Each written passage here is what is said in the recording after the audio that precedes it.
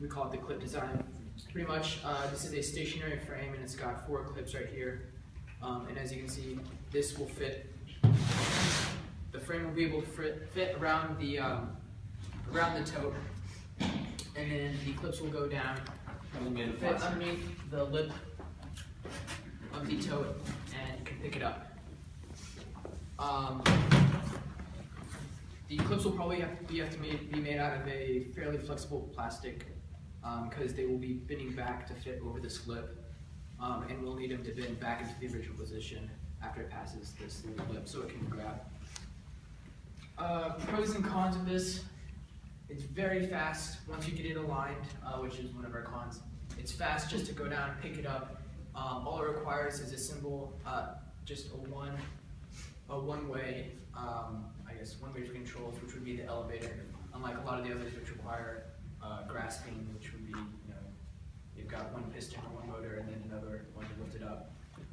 It's also easy to make stacks, as you can just go down over this one, pick it up, go over to another tote, go still holding this one, move down and pick up the second one.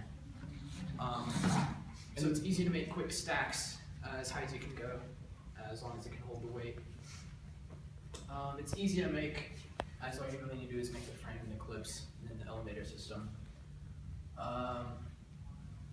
And cons is it can't lift the containers. At least it's not designed to. I don't know, there might be a way to implement that. We haven't really thought much about that. And it can't deal with upside down totes. And it's hard to align over. It's very precise. We thought about making kind of like a funnel system on each end, which would make it easier, but still difficult to do.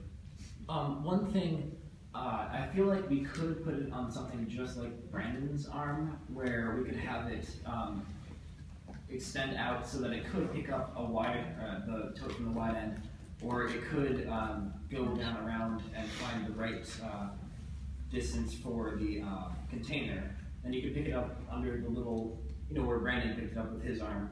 And then you have that, you can just set it on top of another tote and continue your stack. Yeah, you have 4 hooks there. There are these the plastic pieces, so you're gonna have to be extremely precise in order to miss those. Well, the hooks are gonna have to be pretty. This backstop, when you hit the backstop right there, it lines it up perfectly. Okay.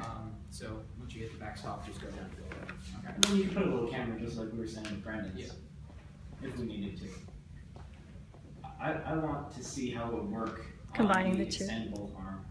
I feel like it could get the container. I think a way we can make the It could. So if you put the clips on that? So if we decided to do totes, Combine those two ideas. yeah, it would work perfectly, and then even with containers, if this is stronger. It would need a lot of torque, and it would need to be properly, it would need to be balanced out, right, so that it would still get the tote. Why don't you put hooks on this and make it shorter so that the hooks, you have the adjustability of Brandon's, but you add hooks that will allow you to Stack multiple stacks because like, catch and stack. right. And then if you don't want the hooks, you just drop it. It would be quick and it would also be adjustable. I think a way that you can make Brandon's better is instead of the way he's doing it, you know those batons that like flick out? You can make a system that like that, and so that it comes in and out. Batons? A telescope. Yeah, like a a telescope. Yeah. The one that's like I'd say the biggest advantage of the clip idea is that you can create a high stack without having to be able to lift to the top of the stack, or even if you already have a stack, you can make it higher without putting something on top, because you just pick up the entire stack and you put it on one. That's the point of it. So if you use Brandon's method with that, you could pick up multiple, you could pick up many. If you just use that, you can only pick up one? Or no, you have to come from the top. But This, you have to come from the top. From the top. And you can only come in this one place. whereas with that one, you can come from the bottom, right? You can come different ways. Yeah. And then The simplicity this one has, I think if you're gonna use that kind of flipping clamp, it gives you the ability to make a really simple mechanism which has a lot of benefits. The simplicity is very critical, but I think your idea of a funnel type thing that kind of, as you're putting it over a box, it kind of naturally shifts it into the right location would be absolutely critical for this design. I really like that. The other thing is, you could foresee a spring-loaded hinge would be better than plastic. It would last a lot longer. So if you put a metal hinge, basically that is spring-loaded to clamp in. When it goes over, it expands and it snaps back in. We should find the That video would that they last a have. lot longer I want than to show plastic. the video so people can see. All right, Yeah, final. there's one more. How do you get things outside of the Final landfill? Because the lids of everything are really close together.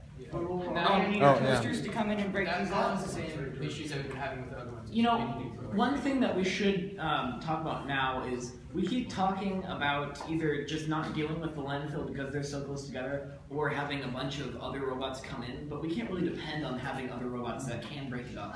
The fourth design deals with that issue of getting things from the landfill. Yeah, Something we can always depend on is the back of the robot. That's what I'm We can saying. Just turn it around and start So, pumping this it should and be a driving really- them exactly as we would regular, just backwards.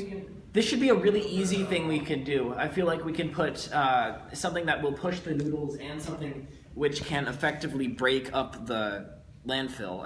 I mean, You could we just have a stick. we should- and we should do this goes if we can. Between the two, and we have the goes entire between back. two totes, and then you just like turn and hit one of the totes out of the way. Or it That, opens that up. takes precise alignment. I feel like just some kind of snowplow. snowplow, yeah, anything.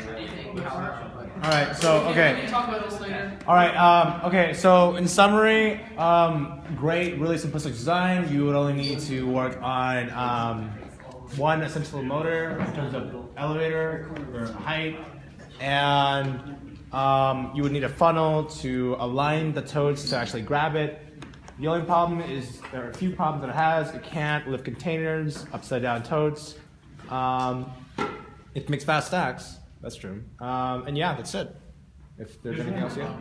Oh yeah. I was thinking, won't the stacks be a bit precarious because they're not being held by anything, the top ones? Well, then you put If someone a bumps pole into you. up. You just put like a pole on each side that'll hold it. Yeah. Just a metal post. Oh. You could do a simple frame on these two sides, and if you want to go to the extent, you can have a little like bar that flips out and closes on the top one, so it can't really fall forward. And I feel like we could get the container if we have it mobile. Right. One last comment before we move on to the next team. If we are doing multiple stacks, we might want to consider how like making the motor or engine or I don't know piston really heavy duty, because like after like if you're carrying 4 stacks, 4 totes, it might be pretty heavy and it's possibly overheat the motor.